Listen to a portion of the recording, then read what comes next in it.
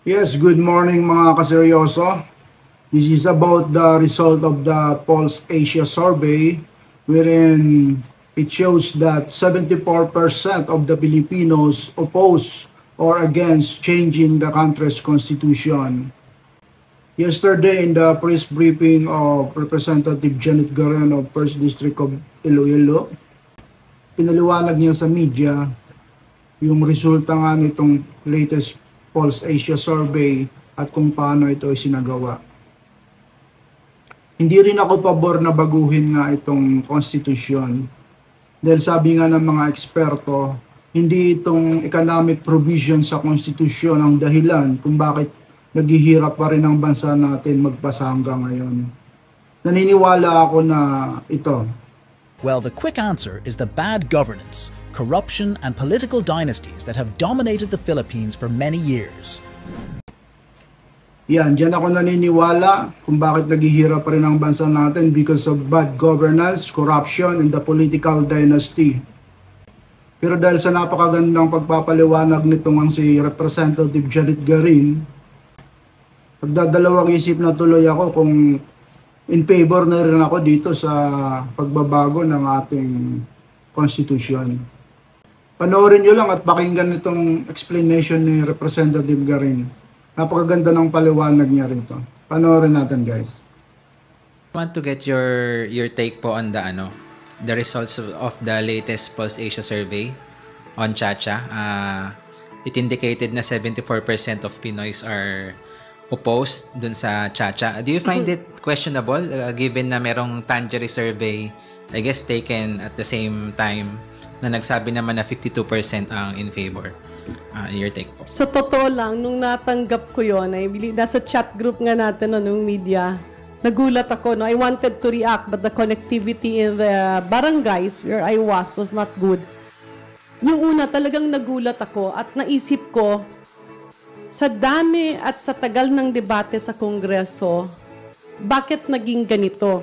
So I was starting to doubt also myself kasi sa mga nakakausap ko naman, lalo na dun sa mga nakakaintindi, hindi ganun ang natatanggap ko na response. But dissecting the Pulse Asia survey, while of course, I respect the people behind that institution at reputable naman talaga yung Pulse Asia. Kaya lang, syempre, walang perpekto. Siguro, yung pagka-draft ng questionnaire created confusion. Kasi as I was dissecting the Pulse Asia survey report this morning, I saw 3 big problems. Unang-una kasi, ando dun yung mga katanungan na hindi naman totoong pinagdedebatehan ngayon sa Kongreso. Ginawa ang survey sa panahon nakakatapos lang ng Kongreso na i-approve ang Economic Chacha o yung Resolution of Both Houses number 7. Sa Senado naman, ang tawag dito ay Resolution of Both Houses number 6. Siyempre, kung yung mga tanong mo ay related dun sa no election, term extension, shifting from presidential to parliamentary form of government, shifting from a bicameral to a unicameral body. Ibig sabihin, mawawala yung Senado, matatanggal yung presidente, magkakaroon ng prime minister, walang election kasi extend yung termino ng mga politikong nakaupo, and may mga sinabi pang, may mga sinabi pang exploitation of natural resources. Natural kung ikaw yung respondent, magre-react ka. But the bigger problem is that hindi naman ito ang mga pinag-uusapan sa Chacha ngayong administrasyong ito. Itong mga tanong na ito ay kaakibat nung Chacha na pinag-uusapan during the previous administration. So, nung nagkaroon ng call for federalism, call for no election, call for extension ng term, call for a shift to a unicameral system of government. This was all during the Duterte administration. Ito ang Chacha proposal sa panahon ni Pangulong Duterte. Pero sa panahon na yon, ang pinag-uusapan ng Chacha ay yung mga pagbabago para sa kapakanan ng Pilipino at ng bawat pamilyang Pilipino. Anong pinag-uusapan dito? Mas magandang edukasyon, mas murang logistical cost para kapag mura ang pasok ng mga produkto sa Pilipinas, ibig sabihin yung pamasahe ay mura, magmumura rin yung lahat ng mga bilihin. Andun din yung problema sa kuryente, tubig, internet, and of course, ads. While nakasaad ito dun sa survey, yung mga dinagdag na hindi naman kasama, kasi kung tingnan mo sa mga katanungan sa survey, tila naging chop suey na sinama yung mga proposals during the Duterte administration and the current administration. So, syempre, kung ikaw yung tatanungin, pabor ka ba sa economic chachap? Ito yung mga ano doon. O pabor ka ba na walang election? Eh, hindi naman yan yung totoo. So, that will result to a lot of confusion. Parang kunyari, tatanungin mo ako, kakain ka ba? Pero yung pala, lahat ng nandoon baboy. Kung Muslim ako, paano ko kakainin yon? Pero kung sinabi mo, kakain ka ba ng baboy maski Muslim ka, syempre, ang sagot mo ay hindi. Pero kung tinanong ka na, kakain ka ba or gutom ka ba at pwede ka bang kumain agad ngayon? May pagkain dito, sasagot ka ng oo. Iyon naman pala, hindi mo pwedeng kainin yung ano ang nandoon. Now, another thing that I actually noticed, nakasaad kasi doon sa unang tanong, aware ba kayo sa mga proposals to change the Constitution? At 72%, ano ko lang ha, buksan ko lang yung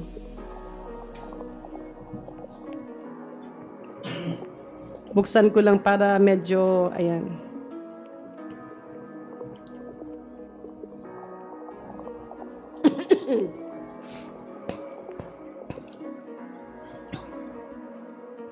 Okay. Meron kasing tanong, narinig nyo na ba? Nabasa nyo na ba? Yung proposal to change the 1987 Constitution. Ang nagsabing yes, narinig na nila before the survey, 72%. Ang nagsabing hindi pa nila naririnig ay 28%. So kung pagbasihan mo ito sa pananaw ng makakatingin dito, narinig na niya, naiintindihan na niya. Pero tingnan mo yung pangalawang tanong.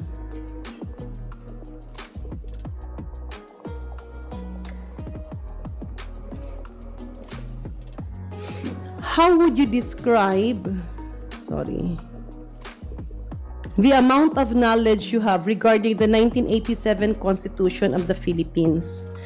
Ang ibig sabihin ng tanong na ito, naiintindihan mo ba? Pinapadescribe sa'yo, how will you describe? Alam mo ba yung current na konstitusyon ng Pilipinas? Ang sumagot na meron silang great deal of knowledge, 4%. Not a great deal, but a sufficient amount of knowledge, 22%. So sabihin na natin, sufficient knowledge is roughly around 25%. Pero ang sumagot na wala kaming kaalam-alam is 27%. Little knowledge is 48%. So yung little at no knowledge at all, if you combine that, that's 75%. Ibig sabihin, sa mga sinurvey ng Pulse Asia, 75% ang nagsabi, wala silang naiintindihan sa konstitusyon ng Pilipinas or wala silang alam. 25% ang nagsabing may konting alam sila at 4% doon ang nagsabing alam na alam nila. Now, pupunta tayo sa mga katanungan sa mga babaguhin sa konstitusyon.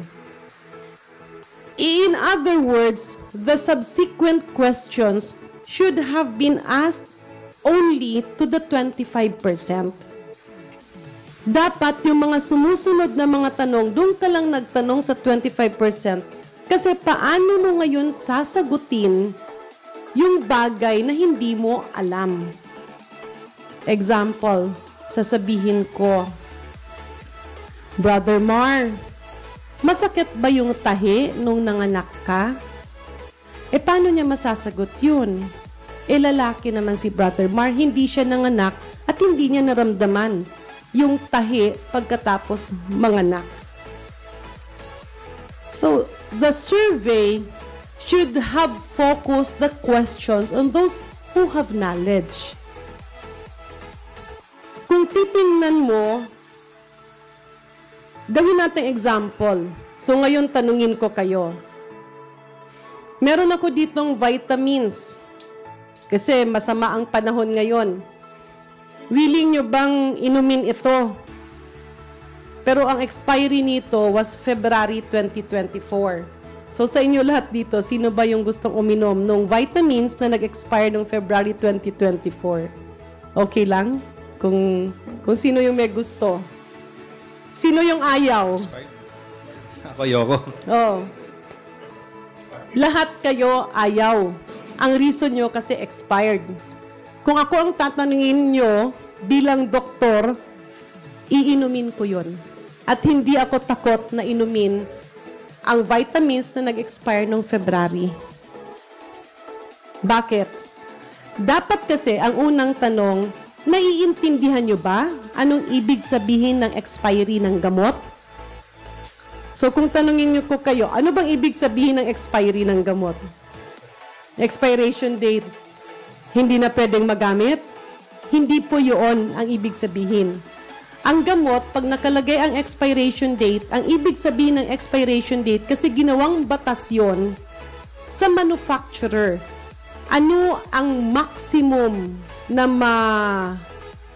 masasabi nila na yung bayad ng tao sa gamot na yan ay makukuha niya yung maximum potential ng pera niya. Ibig sabihin, maximum efficacy. Pag bumili ka ng gamot, yung value na binayad mo, yung pinaka-safest na maximum na benefit na makukuha mo, yan ang ibig sabihin ng expiration date. Kasi nasa batas na dapat ilagay ng manufacturer yon. Kaya minsan, kapag may stock out, ina-allow na yung manufacturer baguhin yon. Pero hindi yun basta-basta binabago. Meron niyang mga kaakibat na pag-aaral na tinitest yung kanyang efficacy at yung kanyang bioavailability. Okay, bakit ito nangyayari? Kasi, actually, there was a study done by Harvard. Hindi ko lang alam kung ano na, as ginamit ito kasi syempre yung mga military nagpre-preposition yan ng gamot. Tapos pag expired na, pabago ka ng pabago. Nung inaral, may mga gamot na pwede mo pang gamitin as long as 15 years. Pero ayaw naman natin ng ganon. So, ang totoo niyan, hindi ibig sabihin na kapag ang expiration date ay February 2024, hindi mo na siya pwedeng gamitin. Kung antibiotic yan, malamang after 6 to 8 months, bababa na ang bisa. Yung 500 milligrams, baka 495 milligrams na lang yan. So, after a year, baka nasa mga 490 na lang yan. After 2 years, baka nasa 450 na lang yan. Kaya yung mga nakakaintindi, ang gagawin nila, instead na 3 times a day, gagawin nila 4 times a day. Kung vitamins naman yan, pwede yan. Ang wag mo lang gagamitin na expired na ay insulin. Kasi delikado yun. O yung mga ini-inject na direkta doon sa iyong ugat. Hindi yung mga iniinom mo na pumupunta pa doon sa iyong bituka at sa iyong stomach. In other words, kung ako ang tatanungin nyo, iinom ako kasi alam ko na walang harm sa katawan ko. At yung expiration date is a marketing tool in compliance sa mga batas dahil pag binibili mo ang isang bagay at may bayad, dapat maximum naman ang balik sa'yo. Pero kung benepisyo, health benefit ang pag-uusapan, pwede kang uminom ng expired na, hindi naman yung nagkakamolds, hindi naman na sobrang ilang mga taon na case to case yan, pero hindi pwedeng ibenta yan at hindi pwedeng bayaran yan. So sa survey, dapat niyan, ang unang tanong should be, naiintindihan mo ba ano ang ibig sabihin ng expiration date? Pag sinabing oo, so yung mga nagsabing oo, yun lang ang tatanungin mo. Iinom ka ba ng expired na gamot? So, ang magsasabing yes, it's because naiintindihan nila. So, dito, ang unang kasing tanong, alam mo ba ang konstitusyon ng Pilipinas? At ang nagsabing alam na alam nila, 4% lang. Ang nagsabing medyo may alam kami, 22%. So, matotal yun kasi meron yung mga ratio, mga point, dot siguro, nasa mga 25%. Yung nagsabing wala kaming kaalam-alam sa konstitusyon, 75%. So, kung tanungin mo, yung taong nagsabing wala silang alam sa konstitusyon, how can they participate? In other words, I'm not sure how to coin it, but if you have questions, kung magtatanong ka ng mga katanungan sa taong hindi alam ang topiko at hindi niya naiintindihan, syempre, yung sagot doon, mini, mo. Or kumbaga sa Ilonggo pa, mabalagpat lang sanda. Kung sa Bisaya pa, kumbaga pakot-pakot lang. Kumbaga it becomes a guessing game para lang na matapos. So I believe, yan ang maganda siguro na baguhin ng Pulse Asia na ang dapat nilang tanungin ay yung nakakaintindi lang sa konstitusyon. So, the conclusions of the Pulse Asia survey is not really reflective of the actual sentiments of the people. Kaya, iba siya doon sa survey ng iba namang mga providers. Moving forward, kaya napaka-importante na magkaroon ng plebisito because before the plebiscite at ilang mga buwan yan, sabihin natin magsimula ng ang plebisito is next year, magkaroon ng 8 buwan na nagsasalita ang lahat ng mga tao. Kapag may plebisito, mapag-uusapan ito. It will now be a discussion in the table where family eats, in the house where family get together, sa mga reunion, sa mga okasyon, maski sa school. At kapag pinag-uusapan yan at nagkakaroon ng mga awareness, people will be able to decide intelligently. Madi-decipher nila, ano ba itong pinag-uusapan? Ano ba itong economic chacha? Kasi may plebisito eh. Boboto sila ng yes or no. So before bumoto, aalamin nila. The Pulse Asia survey, one reliable conclusion that I can get from there is the need for a plebiscite. Dahil ang plebisito ay magbibigay daan para yung mga tao pag-usapan ito at maintindihan nila ano ba ang konstitusyon ng Pilipinas ngayon. Ay, di kahon pala siya masyado. Ay, ganyan pala yan. Kaya pala nahihirapan kami. Ano ngayon ang pwedeng baguhin at paano ito gagawin? May partisipasyon pa rin pala kami. Hindi pala totoo yung mga haka-haka. Hindi pala totoo yung mga fake news. Parang bakuna yan. Ay, wag daw, nakakamatay yan. Ayaw magpabakuna. O ngayon, ayan, ang dami-dami nating mga outbreaks. So that is how I look at the Pulse Asia survey. While the company is reputable, siguro hindi naman natin maperpekto. Nagkaroon lang, baka fixed yung questions, pero hindi nakita na dun pa lang sa tanong, naiintindihan nyo ba o alam nyo ba ano ang laman ng konstitusyon ng Pilipinas? 75% said, no, hindi namin alam. Dapat nagpalit na ng mga katanungan. Or dapat, yung subsequent tanong, dun ka lang nagtanong sa 25% so that the results will really be reflective of the sentiments of the Filipino people. Kaya parang sayang kasi lumalabas na parang walang gaanong bisa. Thank you po. Thank you, DML Janet.